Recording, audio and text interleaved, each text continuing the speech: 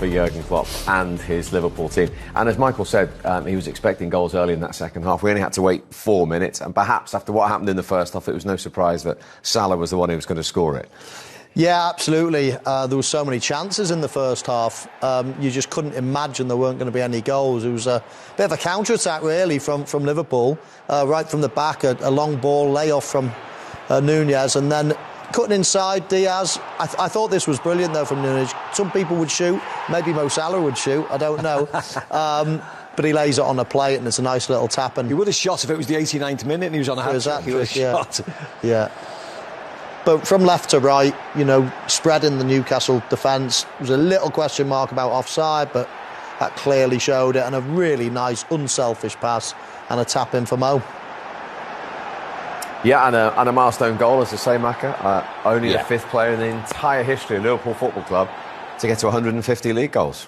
Yeah, that's an incredible achievement, isn't it? You know, for we've said it before, for a man who authentically plays as a winger, really, you know, you see him, he's out on that touchline all the time, receiving the ball, and to accumulate that number of goals is, it's a wonderful statistic, really, and he should be very proud of himself because he's been an absolute superstar for Liverpool, as we've said on a number of occasions. Yeah, Newcastle came back a couple of times in that second half. Just over 5 minutes later, Isak silenced Anfield with the equaliser. Yeah, it was a lovely finish from him, wasn't it? And it was a very strange goal when you see it. It was almost in slow motion as they play the ball forward. You see Virgil van Dijk has him in his eyesight in between Canate, and he gets across, but I don't know whether it's just he's a bit deceptively quick, Isak, but he gets around the ball to open his body up. And he finishes it off really, really well.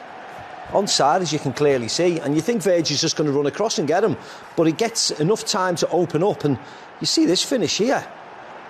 Just almost scoops it with almost his toe past there, Alisson into the far corner of the goal. It was a lovely finish from him. Yeah, Virgil van Dijk, he had the option, didn't he, to stand and play him offside or go early with him, and snuff out the danger. He sort of didn't do either, did he? And that gave him the opportunity, and as Micah said, it was a lovely finish. How much did you enjoy the build-up to the way Liverpool responded to 2-1 here? Yeah, it was very good. In many ways, I thought it was going to be quite similar to the first goal for Liverpool. Unselfish play. It was a lovely through ball from Mo Salah.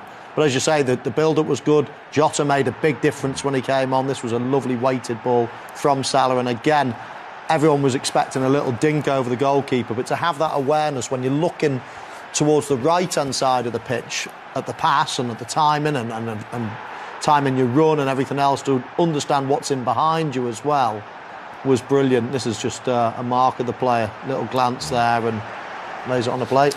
Yeah, Jota gets the assist, but it was the ball from Salah, really, wasn't it? Again, that's the ball that cuts open the defenders, and it was a simple enough finish for Curtis Jones, but he has to make the run himself. The fact that he was in there in that spot, you have to say well done to him as well. It was a lovely move by Liverpool. Yeah, and it was Mo Salah's goal as well for the other substitute, Gakpo, to create a 2-goal advantage at that time. Yeah, this was a very strange goal. Defensively, it was poor. I thought the last goal actually was poor defensively for Newcastle, and they're in a good line. There, you see the 4 defenders, and then Mo just hits it with the outside of his left foot, almost curling back towards Gakpo.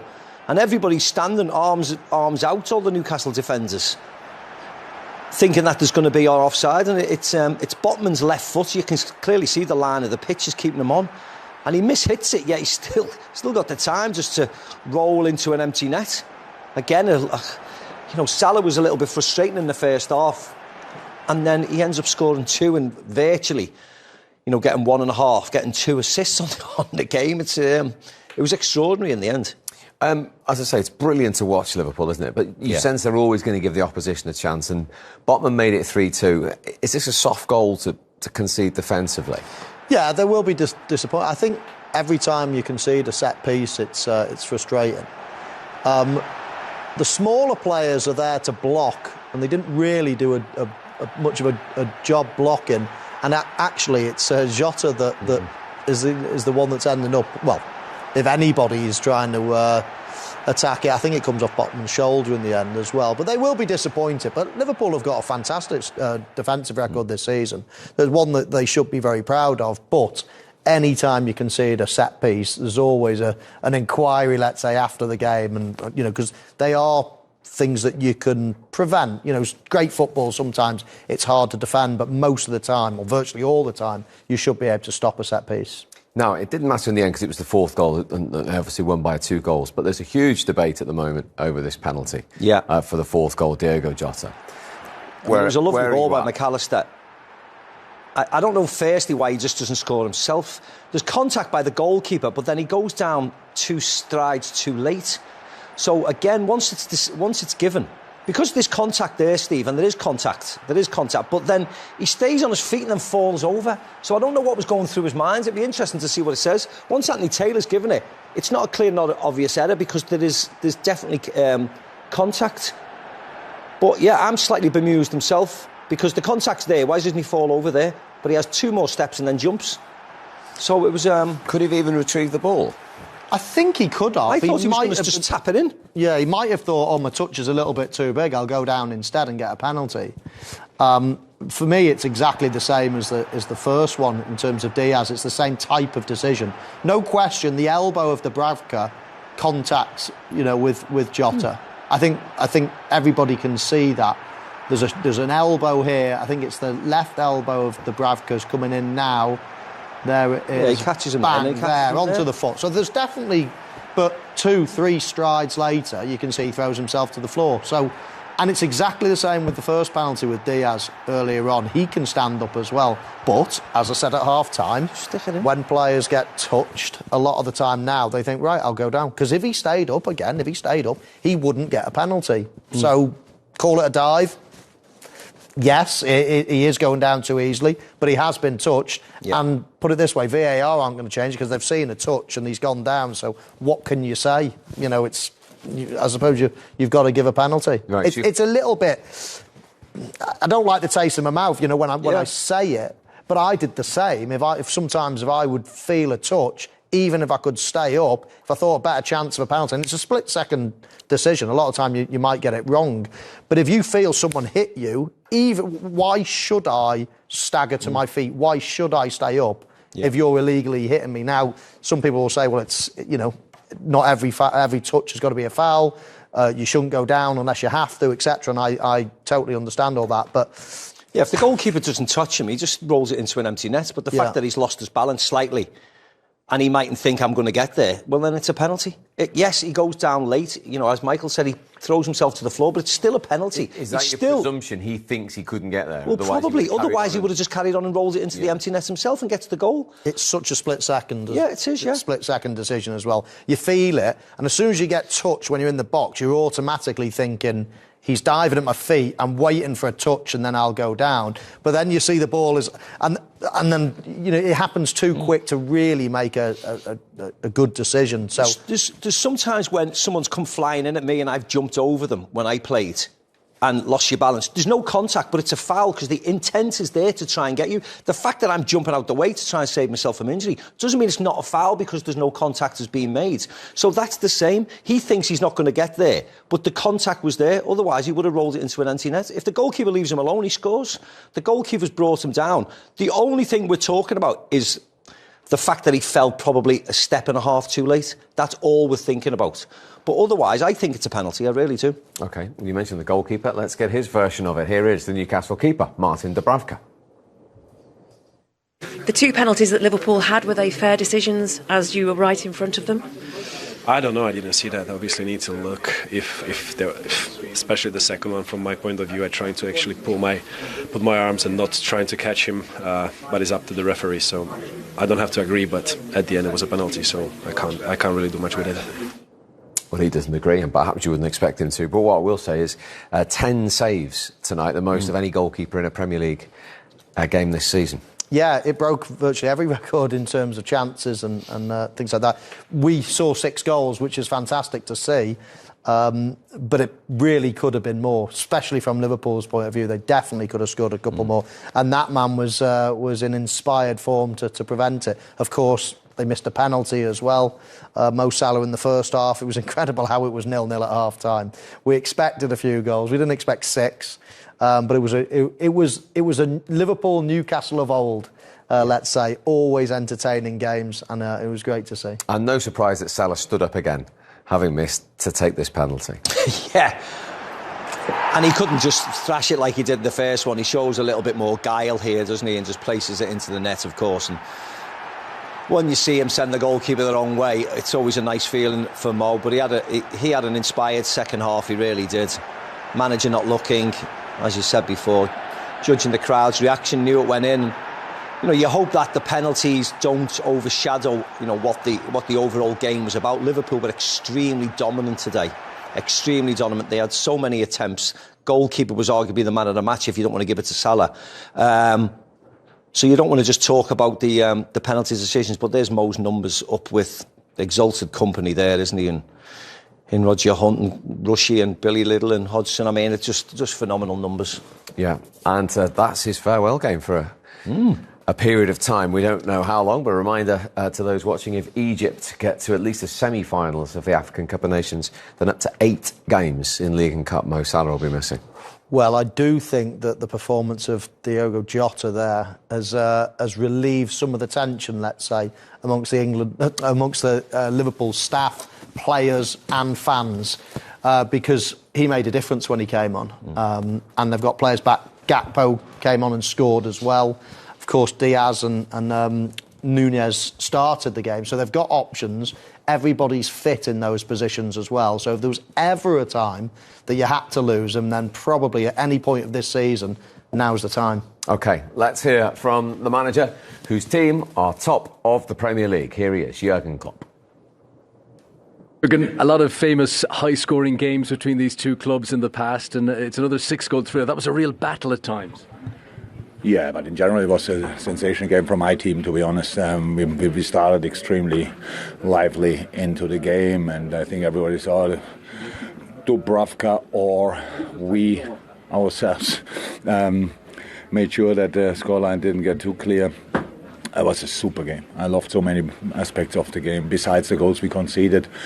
I think after all the chances we had, and then we score one, and then the relief was too big. You could see that the next ball was just in behind, and poof, here they go. And that you just saw what's possible if you are not spot on against Newcastle, and they immediately 2-1, 3-1.